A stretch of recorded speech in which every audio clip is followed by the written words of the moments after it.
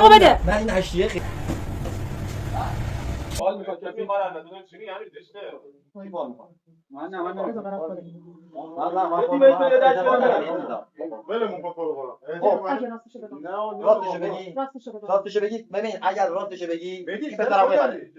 پسرموی من اگر راست من گز بگی من میدم اگر راستشو بگی 1 میلیون بهت میدم اول اگه درست نگی 1 میلیون بده ها جهان. ولمون خب یه راست بده بابا تو شهرستان آره بابا درکبرت بابا چی درکبرت راست گفت یه چیز عجیب میبینم توی خانواده دو تا اسم محمد داری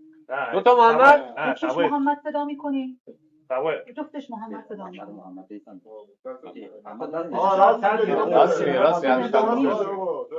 راست برو از درست بگو عمل ما تو نیسان آبی داری میدونم نیسان سفید داره یه دونه هست راست یه بار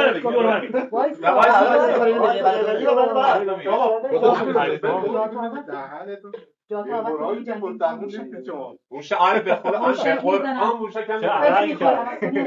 هم هست آقا محمد نظامی دارم چون نظامی دارم نه واقعا کلا اون موشک مستقیم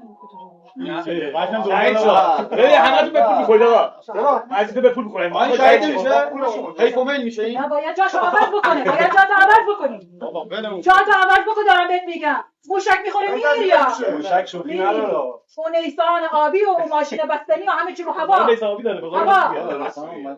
آره به خودش حسین به قرآن بابا که خونه داره میسازه خونه نشتی میکنه نشتی میشینه اون قشنگ میشینه جدا بهش بگو کار داره بهش بگو اون زیر بنا درست دلم تو تی فهمیدی؟ زیر بنا رو درست کنه حالا به من گوش بده ولی میبینی که موشک میخوره بعد اون موقع تو اون دنیا خرتو میچسب درست میگم درست یه حروم خور هست نه حروم اقعد حروم میخوره پولمو بده. من این هشتیه خیلی خوب بود حضرت عباس ببین دو تا داداش داری خودت مهدی دو تا داداش داری محمد یک محمد صدا میکنی اصلا نداریم تو همچه خانواده ما دو تا محمد چجوری دو تا محمد گذاشتی این باباش چیزه بابا میشه یه تومن منو بده مادر میدم حضرت عباس حرف زدم میده پولا منظورش 1 میلیون ریال بود تومن باید بده لایکو بده بیاد باید بده